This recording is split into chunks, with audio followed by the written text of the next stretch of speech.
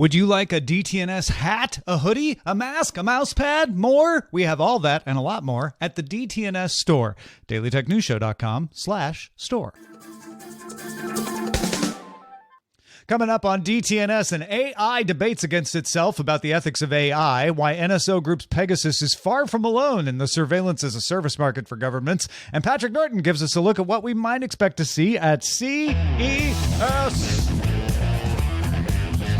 This is the Daily Tech News for Friday, December 17th, 2021 in Los Angeles. I'm Tom Merritt. And from Studio Redwood, I'm Sarah Lane. And I'm Roger Chang, the show's producer. And I'm Patrick Norton, who can't remember when he's supposed to say his name. Still in St. Louis.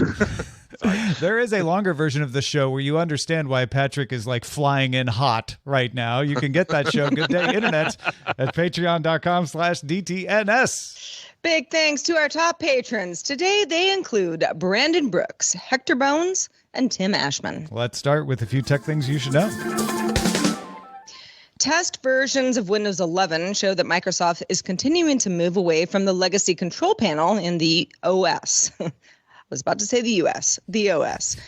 Advanced network settings on installing apps and Windows Update rollbacks all redirect to the Settings app in test builds. LG announced its S2022 Ultrafine OLED Pro monitors, which will include 31.5-inch and 27-inch 4K models. These will ship with detachable self-calibration sensors and monitor hoods, display 99% of the DCI-P3 and Adobe RGB color gamuts with a 1,000,000-to-1 contrast ratio. No word on pricing, but they should ship starting next month.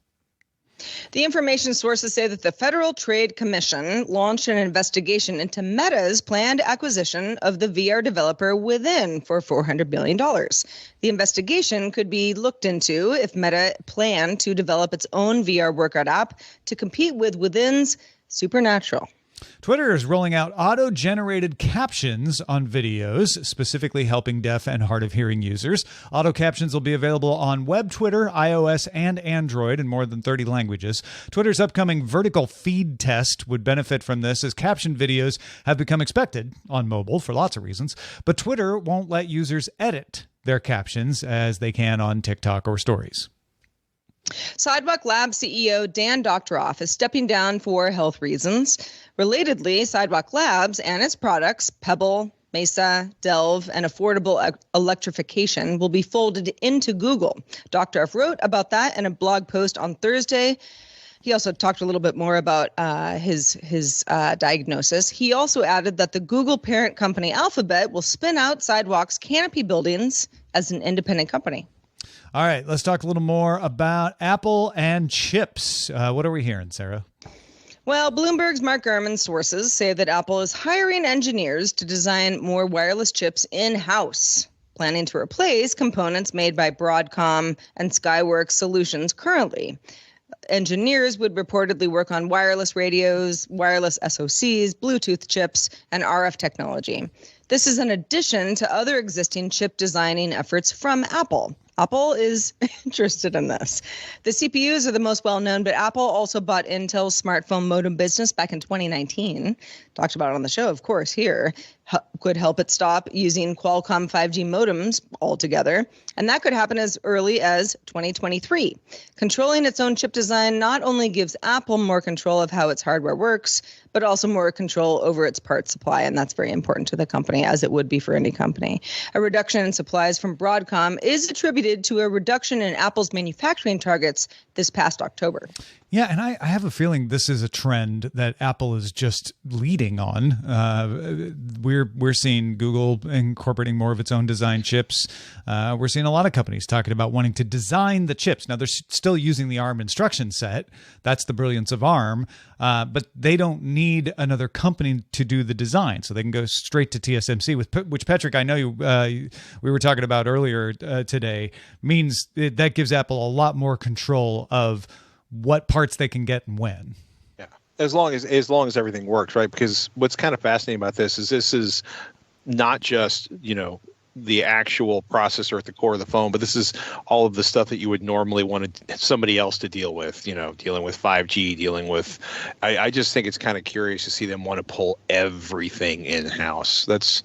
I mean, they've got the money for it, and they certainly have the focus for it. And I think a lot of it, like, part of me is wondering, like, at what point do they start competing with TSMC, or start replacing their, you know what I mean? At what point do they become their own foundry? What's the next step, right? When do they just be like, you know what? Now that we control all the designs, man, it'd be great to control the factory itself, right? Yeah. I mean, yeah, where do you draw the line? That is an interesting question. I don't think we're going to see that come up anytime soon, but it could.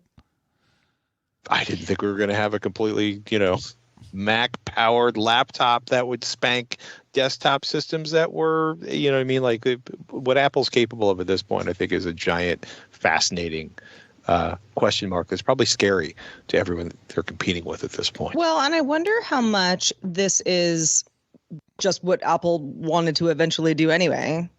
Because if you can, why not try? And also what has been going on the last couple of years, where so many companies have had, real issues having too many third-party partners. That's a really good point, because people forget that Apple bought PA Semi.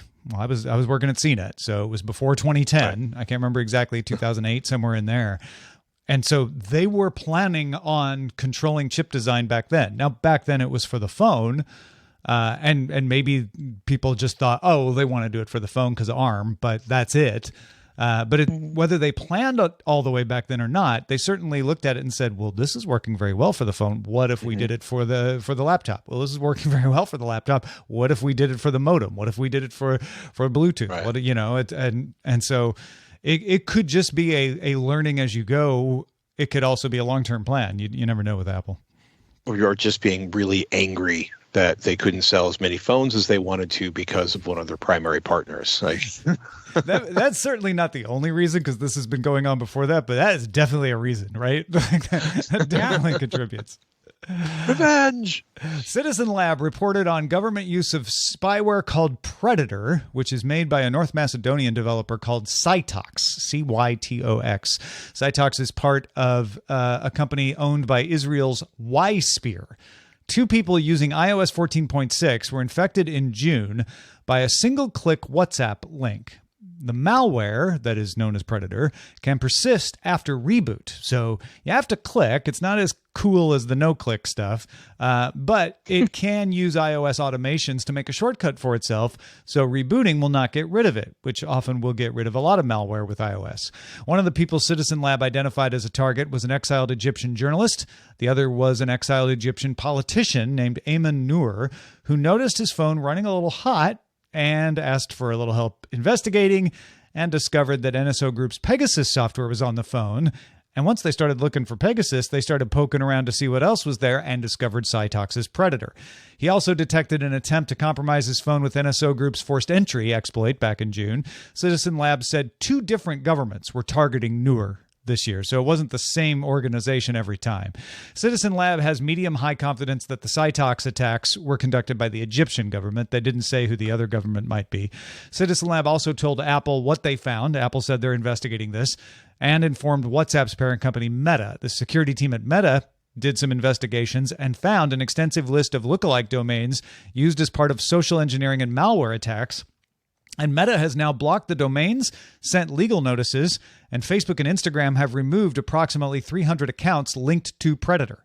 Additional information from Citizen Lab led Meta also to remove more than 1,500 fake accounts that targeted around 50,000 users in at least 100 countries from 6 other surveillance companies in addition to Cytox, including Cobwebs, Cognite, Blackcube, Bluehawk, Beltrox, and an unnamed company from China. The users have been notified that this was happening, and the 7 surveillance for hire companies have been banned from all of Meta's platforms. That includes Facebook, Instagram, and WhatsApp. So I think the point of what Citizen Lab is doing here in the release of this information publicly is to say, yes, we hear a lot about Pegasus, we hear a lot about NSO Group. They are not the only ones doing this. This is widespread, and here's a list of some of the governments that have taken advantage of it, and you can go to the report and find out who they suspect. Well, shoot. This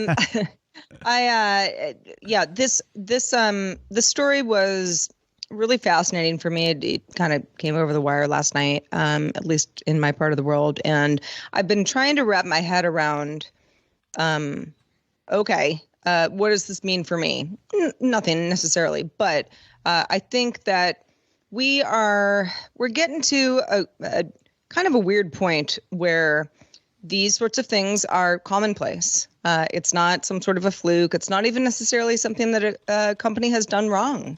It's just a workaround. And it is in the effort to gain information from specific individuals, or I guess, large scale individuals if it was something else. Yeah, targeted individuals for sure. Exactly. So I think the more we talk about it and the more we talk about how it works, how to, mitigate these sorts of things. And if that's not possible, at least how to know that they're going on that's what I'm interested in. Nick with a C in the chat room asks, how do you get banned from WhatsApp? You just get new numbers. And yes, that is certainly a thing you can try. However, what Meta is doing is blocking associated domains as well.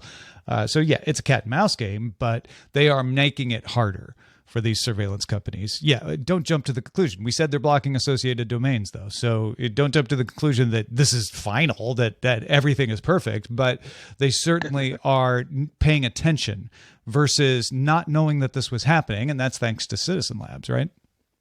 Yeah. It's a good thing. I mean, a friend of mine who's a fairly ferocious security professional, he pointed out, he's like, look, when you have a nation state targeting you when they want access, they'll get it, in part because they can spend millions of dollars at the drop of a hat without even blinking to fund the research efforts to target you. Which I guess is better than having you snatched off the streets. But it's still well, but one can lead to the other, as we have seen, right? Yeah, and I don't want to make light of that because there are some extraordinarily brave journalists doing some incredibly extraordinary things at incredibly terrifying threats. You know what I mean? This is real. This is not a game. This is not something to toy about. But and these are assets, right? That's the point of Citizen Labs. They're saying, look, this is a journalist. This is a retired politician who's exiled. As far as Citizen Lab is aware, these are not spies. It's one thing if you're in the game and the different 3-letter organizations are going at each other. That's not what Citizen Labs is highlighting here. These are people that are a part of civil society. And I think part of what's, scary about this is, these tools get created, they get blocked, they don't get blocked, they get discovered, they don't get discovered. But it all kind of contributes to an erosion, of security. And it's a little kind of scary when you start to think about that, because all of these systems and, when you start reading about how these exploits work, it's part of you is like, what an amazing hack. And then you remember what it's for. And it's like, this is horrifying. I always try to remind myself, because I do that exact thing that you're talking about. Don't get me wrong. But I always try to remind myself, and we now patched it. Right. So yeah, it would be, I know that NSO Group and Cytox, and they're not out there publishing their vulnerabilities, but once they're discovered, then they get patched. So there is, I'm not saying it's a good story overall, but there is a good part of the story that I try not to lose sight of. Well, the next story might scare you a little bit. Maybe it won't. Let's see. The Oxford Union has added an artificial intelligence engine to its public speaker list, as in, you ever had to take public speaking in college? That kind of thing. The Megatron LLB transformer argued for and against itself on the motion that this House believes that AI will never be ethical. So it had 2 different ways to go on this, and it let everybody know. When arguing for the motion, it said, in the end, I believe that the only way to avoid an AI arms race is to not have AI at all. This would be the ultimate defense against AI. Okay, well, that's tautological, but all right. Sure. On the other side, though, when arguing the other side, it also argued, again, against itself. The best AI will be the AI that is embedded into our brains as a conscious entity. How wouldn't you love that, Mr. AI? I mean, basically saying, like, listen, it's either going to ruin your life or you just have to accept it fully. Yeah. And, you got two choices here. It also argued that humans weren't smart enough to make AI ethical decisions. To make AI ethical or moral. Yeah, either one. Yeah. Megatron was also was developed by the Applied Deep Research team at NVIDIA. We've talked about this in the past. If you didn't know, now you know. And is based on earlier work by Google as well. It was given Wikipedia data. 63 million English news articles from 2016 through 2019, and 38 gigabytes worth of public Reddit posts and comments. The project was made by postgraduate students studying artificial intelligence for business at Oxford's SED Business School. So quite a bit of data. Interesting trove of data.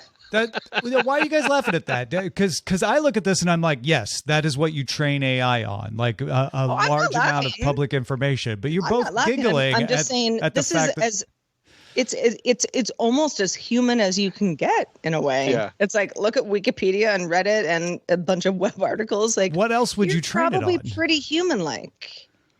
I don't know. I mean, you're absolutely right, Tom. It's just there's this moment where you think of the last 5 things you saw on Reddit.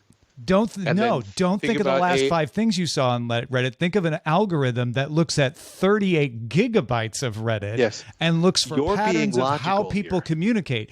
I think our brains want us to be like, oh, so it turns into a Reddit troll. But that's not actually what happens when you train it on Reddit data. No, I think what this is actually showing us is the AI is like, I'm too good for you. And if you can't handle it, you should kill me. I also want to point out that, one, Tom, you did use the word, tautological. Yeah, I wouldn't go with the training data. The training data seems solid to me anyway.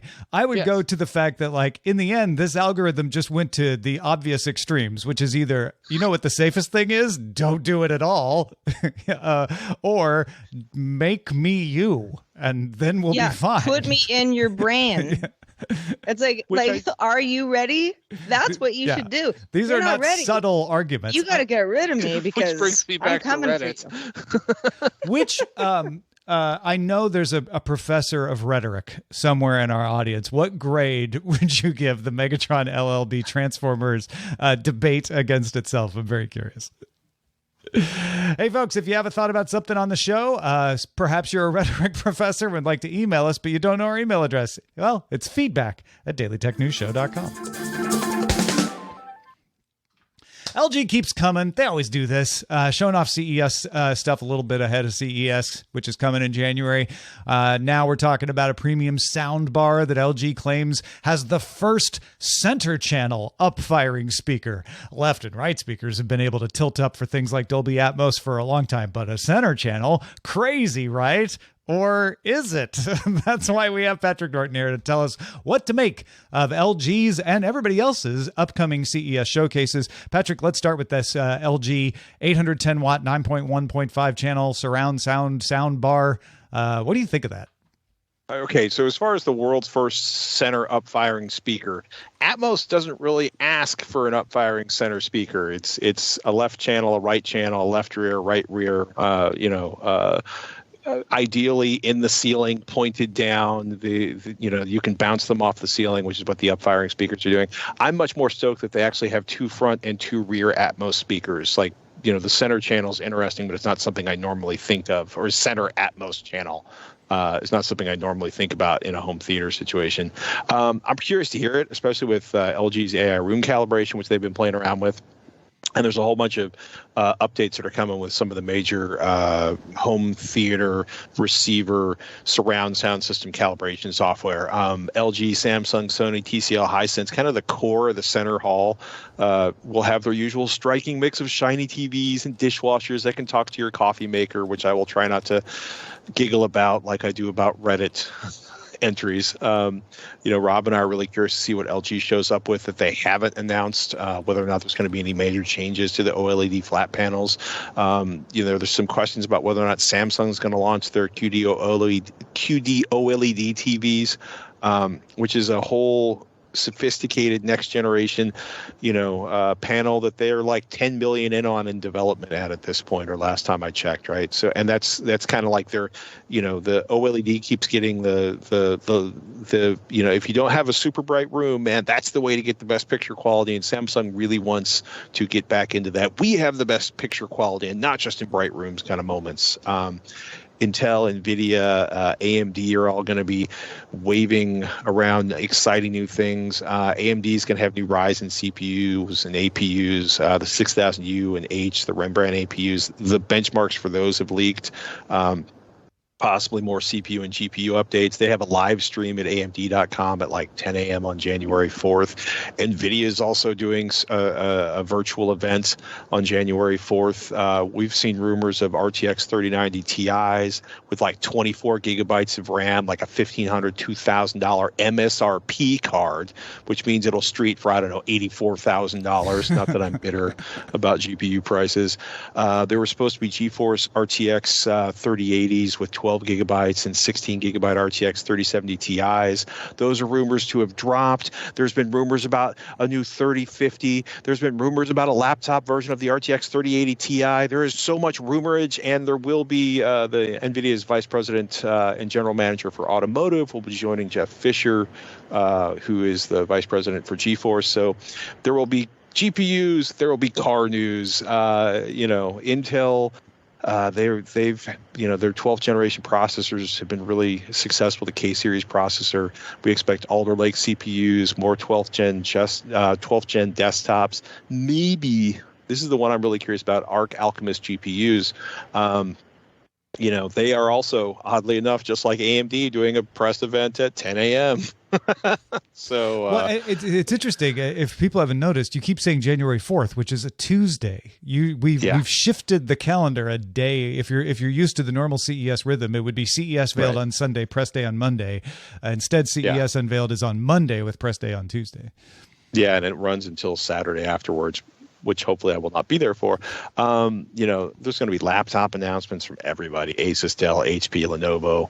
I really want to see what Qualcomm's going to announce, especially because they've been doing these really fascinating chipsets for true wireless in-ear monitors. It's going to be really curious, right? Because the current status, is 2,200 vendors. Last week it was 1,900 vendors, which is huge, except that, pre-pandemic, they were looking around 4,000, 4,500 vendors, right? Yeah. So big, but way smaller than they had been. It's Procter & Gamble is one of the names that keeps popping up. John Deere. They've been there for several years. Deuce and Bobcat, I guess they're going to announce an electric skid steer, which I like the idea of an electric skid steer. Innovation awards are already out for Colgate-Palmolive's Smart Rhythm toothbrush, which you can actually buy and haven't been able to buy for a while. Smart toothbrush in those innovation awards for like the past 5 years. Yeah, it's like, what's a Smart Rhythm? Yeah. I always laugh because people are like, we got an innovation award. I'm like, don't you pay for those? And then there's like, and I don't know if anybody pays for those or how that works, but it's always funny to see that. Like L'Oreal has their water saver hair wash system. There's like a massive multinational consulting firm that's a big. So CES is this weird mixture at this point of not just traditional what we think of as tech, but more mainstream non-technical companies that have tech leaking in all over the place. And of course, the folks at the CES have been pushing hard to get more and more automotive vendors in there. More consumer electronics, going back to kind of steering back that direction than the Comdex replacement that it became for several years. Yeah, and there's still a lot of Comdex-y stuff. There's still a lot of computer stuff there. But there's, it's always funny to see what filters in as the press releases start going out, or what kind of starts showing up in your inbox. Bringing it back to home theater, I think the biggest thing for a lot of people listening right now is, CES is coming.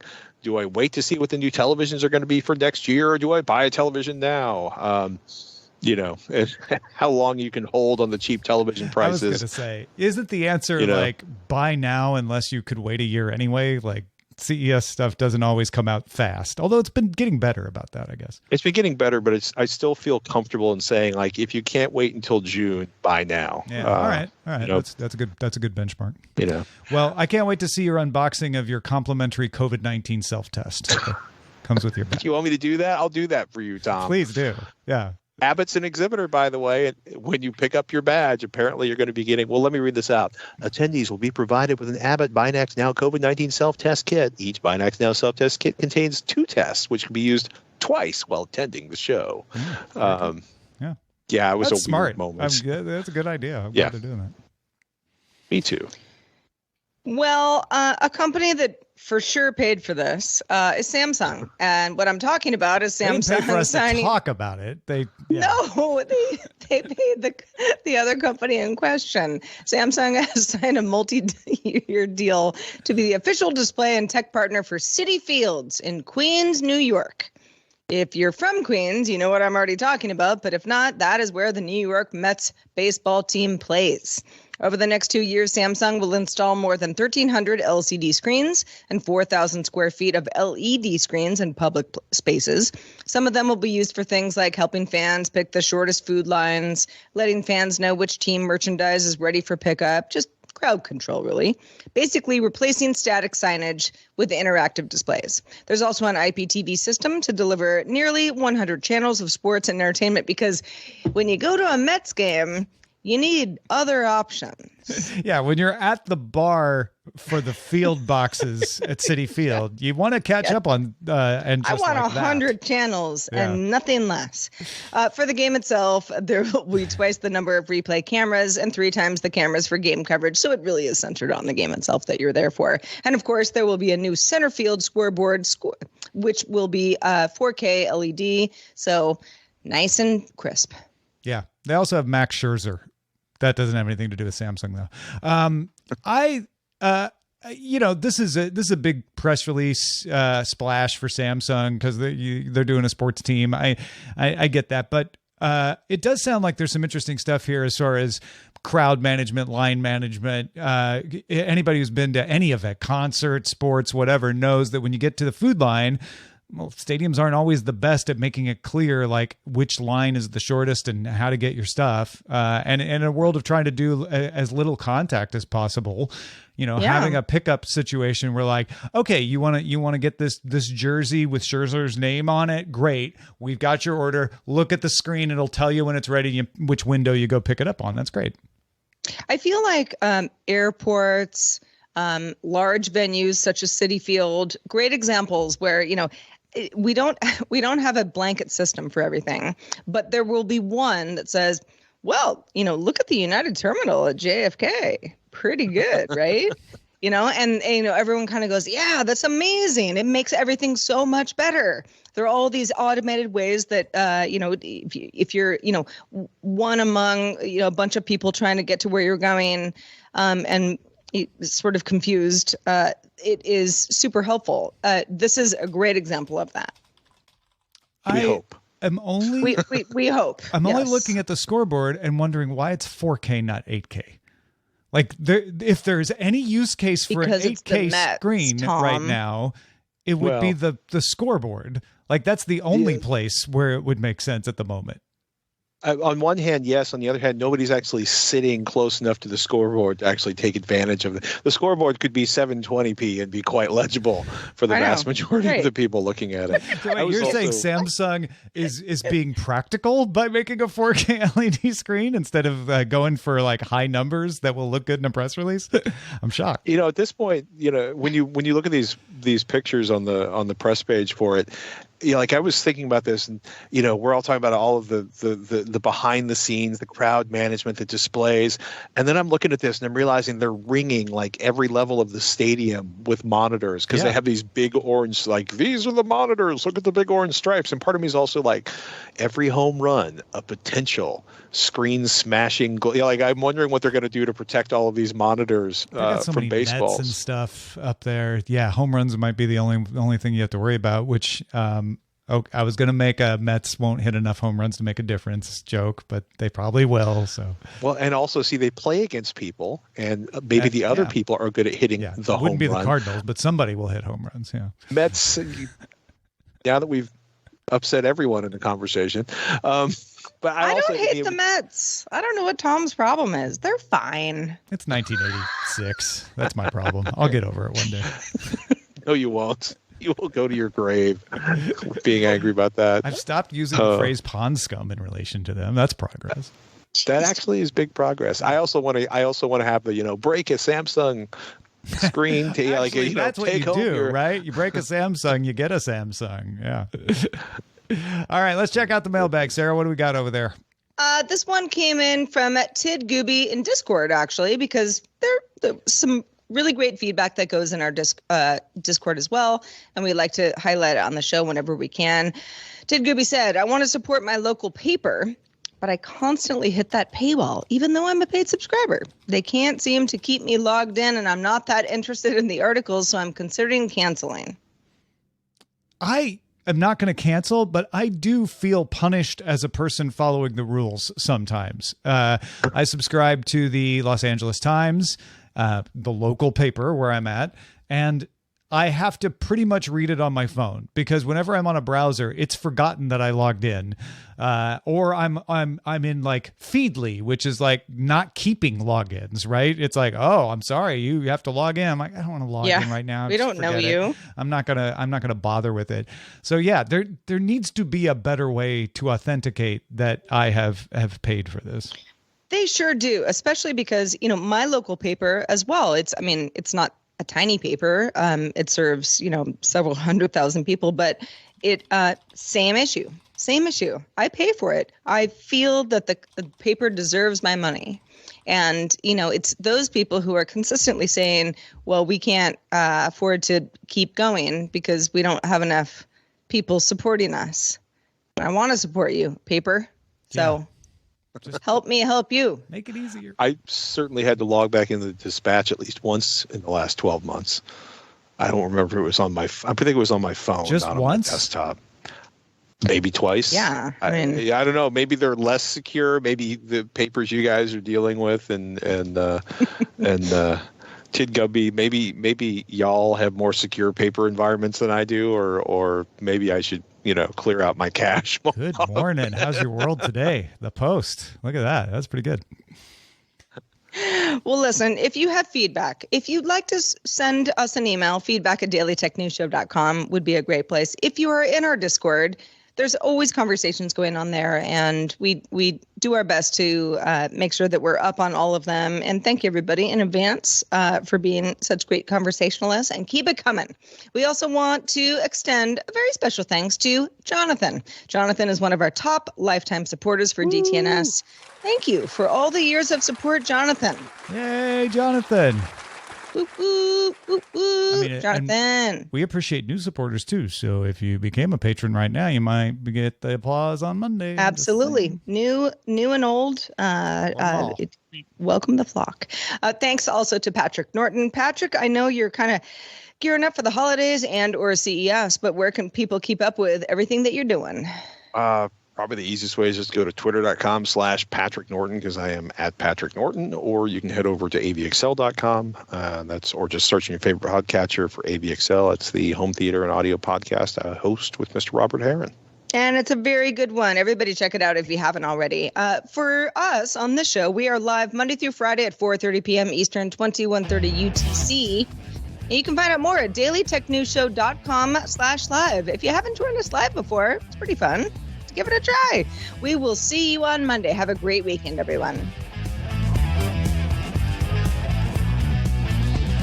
This week's episodes of Daily Tech News Show were created by the following people: host, producer, and writer Tom Merritt, host, producer, and writer Sarah Lane, executive producer and booker Roger Chang, producer, writer, and host Rich Straffolino, Video producer and Twitch producer Joe Kuntz. Associate producer Anthony Lemos. Spanish language host, writer, and producer Dan Campos. News host, writer, and producer Jen Cutter. Science correspondent Dr. Nikki Ackermans. Social media producer and moderator Zoe Detterding. Our mods, Beatmaster W. Scottus 1, BioCow, Captain Kipper, Jack Shid, Steve Guadarrama, Paul Reese, Matthew J. Stevens, and J.D. Galloway. Mod and video hosting by Dan Christensen. Video feed by Sean Way. Music and art provided by Martin Bell, Dan Luders, Mustafa A., Acast, Creative Ast Arts, and Len Peralta. Acast ad support from Trace Gaynor. Patreon support from Stefan Brown. Contributors for this week's show included Rob Dunwood, Scott Johnson, Justin Robert Young, and Patrick Norton. And our guest on this week's show was Nicole Lee. Thanks to all the patrons who make the show possible. This show is part of the Frog Pants Network. Get more at frogpants.com. Diamond Club hopes you have enjoyed this program.